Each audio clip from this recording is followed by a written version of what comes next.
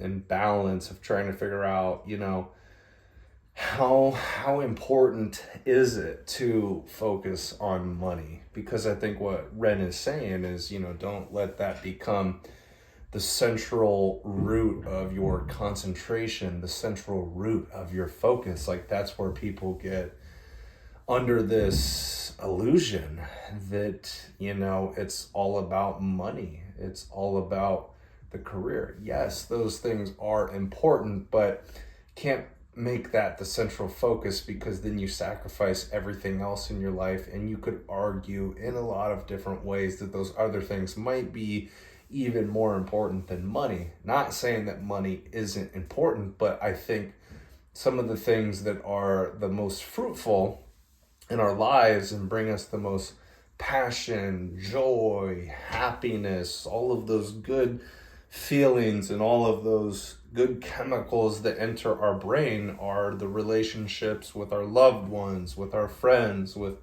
intimate partners, right? And you can't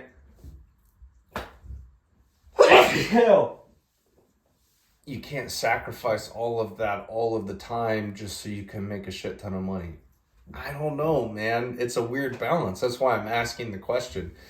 Everybody always talks about balance in their lives in all different areas and all different facets. And, as I get older, I'm starting to believe that, I don't know if we can really achieve this harmonious balance in all different areas. I mean, you can strive for that, you can try for that, but I don't know if you're ever going to get it at this like even split. I think at different times in your life, you focus on certain things, and so other things take a back seat. You have to you're constantly making sacrifices, and that's just a reality of life, because we only have such a finite amount of attention on the things that we can actually control. And so you got to make sure that that thing, whatever you're paying attention to, is directed in, one direction instead of like split up in 50 other different ones. Easier said than done, but I think that's what we should all be striving for. That's something that I have